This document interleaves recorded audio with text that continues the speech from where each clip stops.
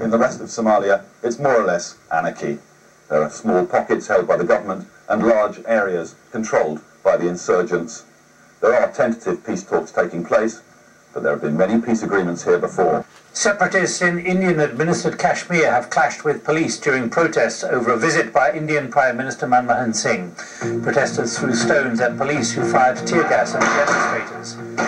Mr. Singh arrived in the region on Friday. He inaugurated a controversial dam built on the Chenab River. Pakistan objected to the 450-megawatt hydroelectric project. They say it'll divert Chenab water away from Pakistani territory.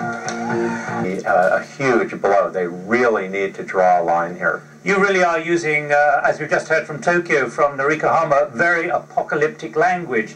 What's your analysis? Is this about lack of confidence, or is the market being driven down as much because people and corporations and those in the market are running out of liquidity? They've got nowhere to turn for their money, so they've got to sell whatever they've got, even if the price is very low. Salvage out of here. Do you think there's anything fundamentally wrong with the Indian financial system that could have led to these falls that we've seen this week? Perhaps not, because right now what we are amidst is a financial tsunami. Has more. This was a day in the European markets which ended exactly as the week had begun, in a state of blind panic, with the FTSE down 8.85%, down 21% over the week. Now that's the worst single day since Black Monday in 1987. The real issue here being, in London as in Europe, that investors don't want to be hanging on to shares that'll be worth less after the weekend, and that particularly true with Wall Street closed on Monday. £91 billion knocked off share values. That's $155 billion.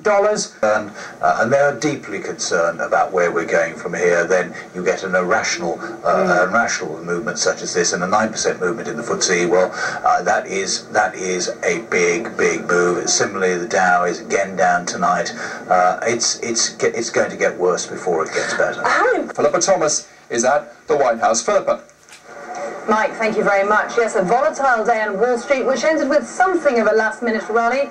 Perhaps investors listening to President Bush's words here at the White House as he tried to calm their nerves. He said, "We know what the problems are and we have the tools to fix them." The question is whether the world's financial leaders who are meeting here in Washington have the will and the ability to pull together a solution to this crisis. More briefly, a car bomb has killed at least 12 people and wounded around 30 in the Iraqi capital, Baghdad. A market area of the southern, mainly Sunni neighborhood of Dora was attacked.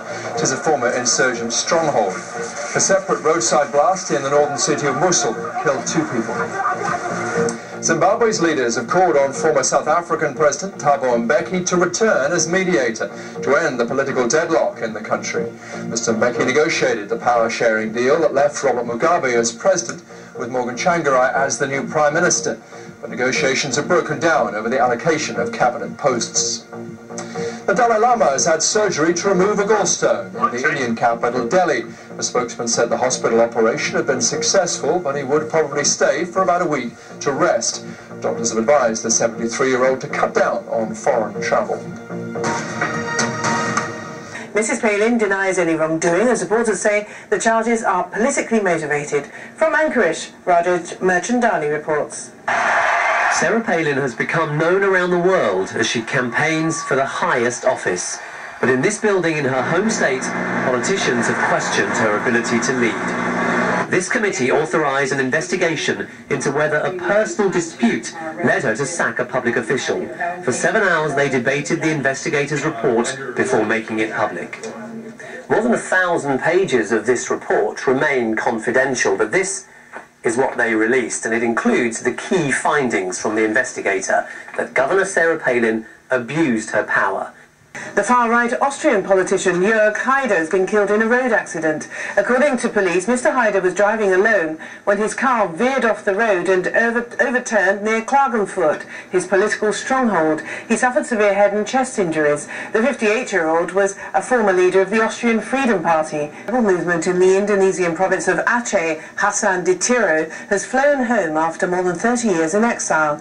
The 83-year-old founded the Free Aceh movement in 1976. Its supporters fought a 30-year guerrilla war in which more than 15,000 people were killed before settling for autonomy in a peace deal in 2005.